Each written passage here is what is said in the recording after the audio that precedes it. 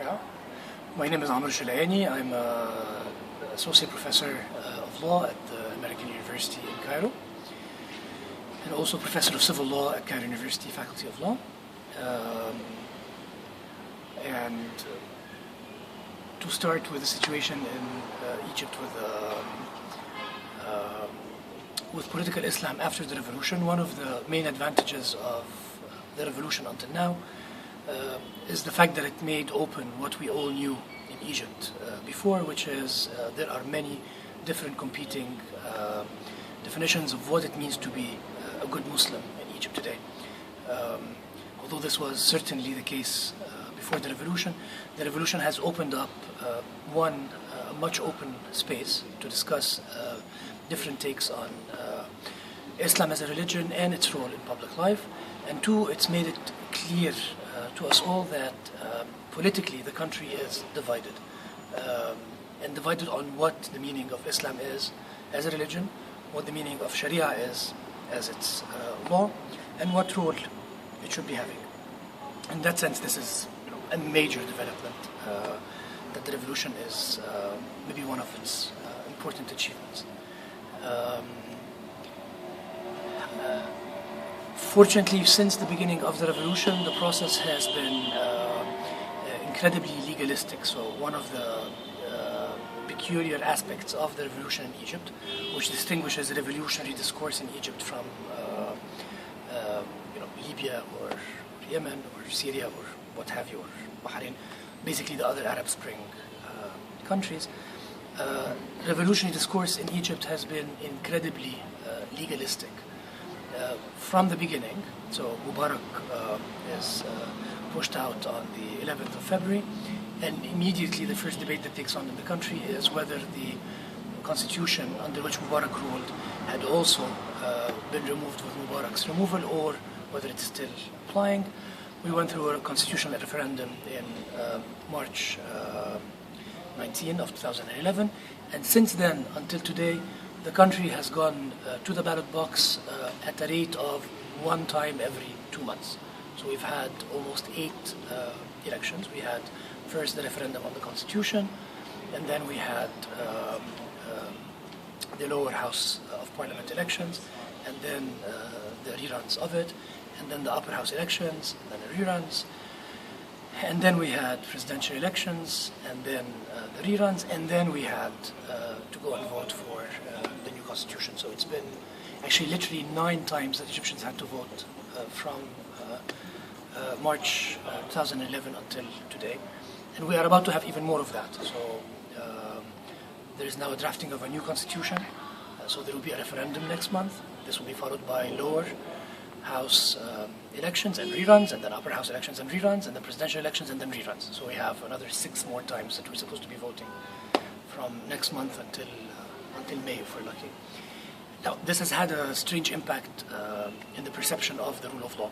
On the one hand, you can say that the rule of law has been bad for the revolution, or slogans of the rule of law and democracy and the ballot box has been bad for the revolution. Has been bad in the sense that from the beginning of the trial of Mubarak and his acolytes and his beneficiaries of the regime, whether in the security sector or in the businessmen, it was made clear that all of them have to be presented to ordinary courts with the same safeguards and due process guarantees that any other suspect would have before court, which closed the door for any form of transitional justice on the one hand, or exceptional justice on the other hand. And because of that, and because of the amount of corruption that had already existed in the prosecution office, particularly before, and the police, of course, before the revolution, the files against almost everyone who has been presented to court for trial after the revolution has been found not guilty. So for the last 2 years and a half, there's been an almost continuous issuing of court decisions finding all the senior officers of the Ministry of Interior not guilty of killing protesters or injuring them. All the young members of the police, pretty much not guilty also of crimes that were committed during the revolution.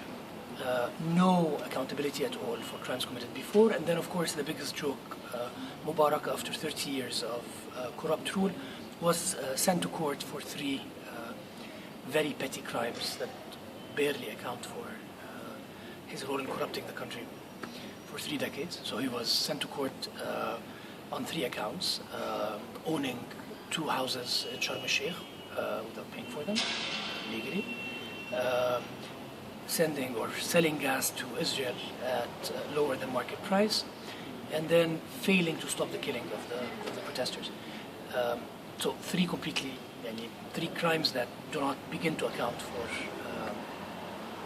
for the damage that he and his regime had caused in Egypt for a long while.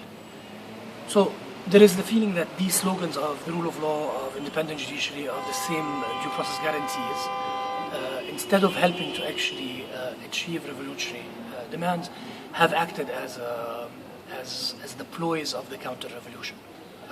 And so there is a loss of faith in the rule of law. There is a desire for an exceptional set of courts. And with that comes the sense that the rule of law has been bad for the revolution, not just the revolution. Sorry. With that comes the idea that it's not just that the rule of law has been bad for the revolution, but the revolution has also been bad for the rule of law, in the sense that the revolution and the failure to achieve any of the demands of the revolution over the last 2 years and a half, because of legalistic concerns, has meant a deep sense of frustration among revolutionaries against rule of law slogans that they see as stopping the progress of the revolution. So no serious reform of any of the fields of law that are most connected to the revolution. So the revolution started on January 25. January 25 is Police Day, so it's a revolution started on Police Day, specifically against the police. And until now, we don't have a law that has reformed the Ministry of Interior. There has been no restructuring of the Ministry of Interior. There has been no attempt to hold accountable anyone in it. And instead of the police attempting to reform or to take some initiative, they're only entrenching in the same old ways that they had before. Morsi came as president, and instead of Morsi trying to reform the Ministry of Interior, he kept the same tools that the ministry had, and he tried to use them during his 1-year rule.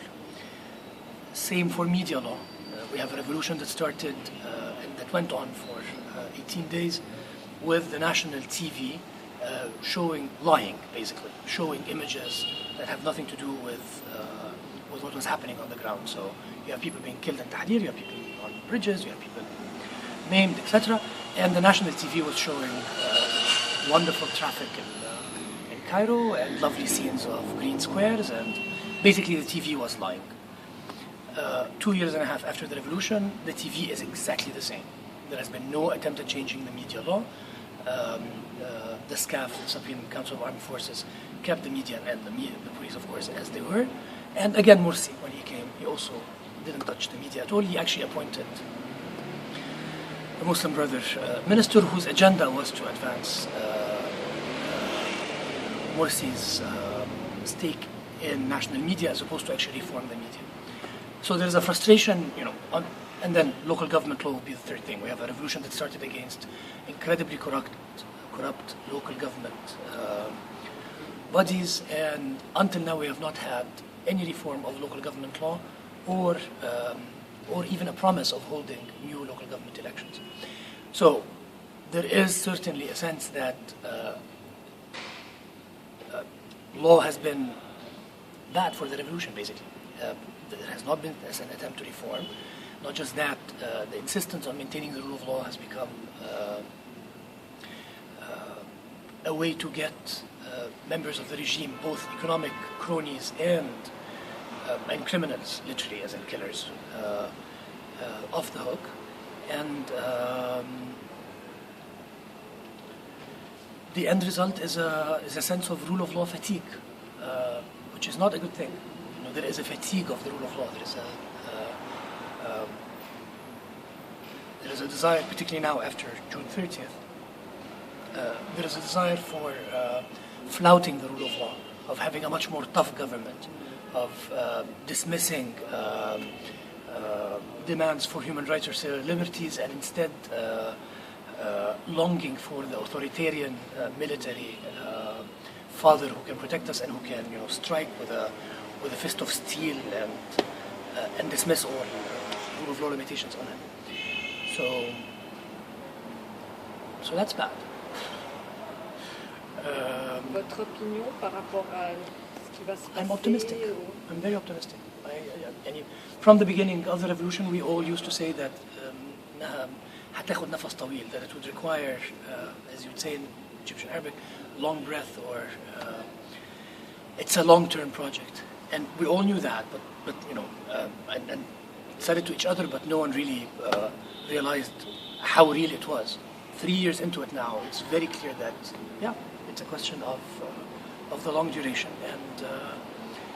And the long duration, I think, is on the side of reform, definitely. Something broke, even though 2.5 years after the revolution, one is incredibly frustrated.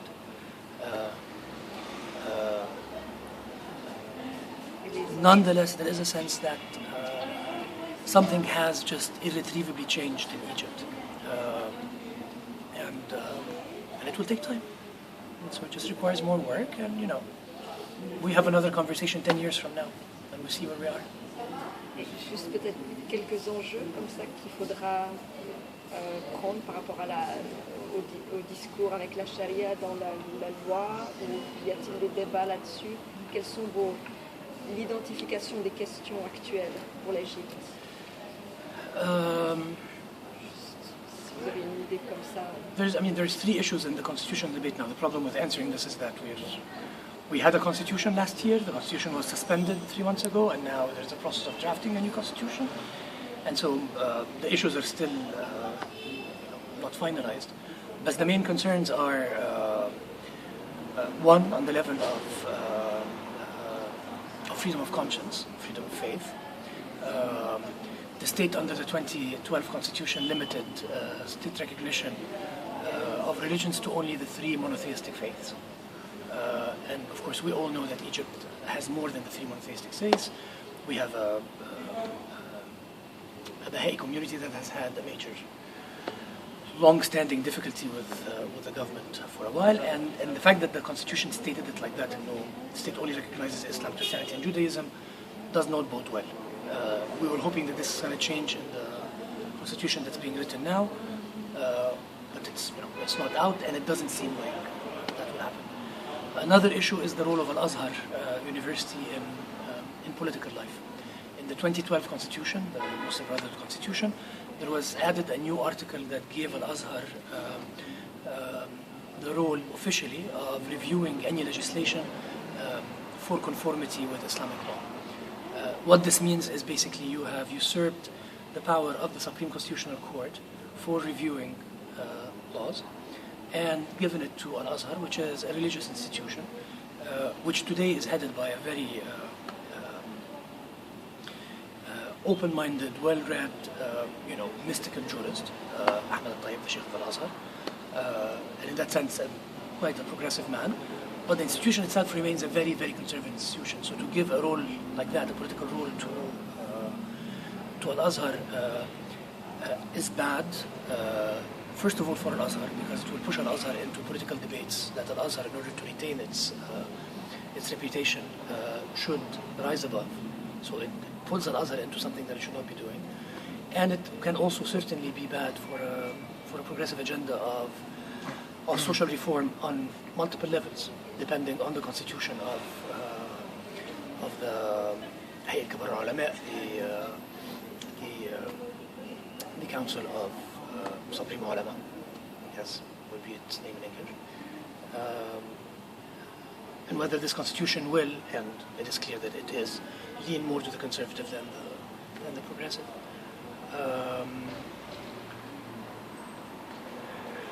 The rest, the third thing would be Article 2 of the Constitution, which states that general principles of Sharia are the primary source of legislation, and there is agreement that the article will stay as it is. The article has been there since 1980. And the article does not and has not actually posed a great difficulty with the Egyptian legal system. So the Supreme Constitutional Court has a jurisprudence on it that has been stable for a while now, and the article is really an ornamental article, if I may, rather than an article of deep contention. The article of deep contention that existed in the 2012 Constitution, which is Article 219, which gave a definition of what do we mean by the general principles of Sharia, and limiting it only to Ahl Sunnah wal Jama'ah, so carrying a very clear anti-Shia streak in it, is hopefully going to be removed from the current constitution, but we don't know. We will know in a couple of weeks when we finally have the constitutional draft. And then you can amend the video accordingly. Okay. Merci Ça va comme ça? Merci beaucoup. C'est bon? Vraiment.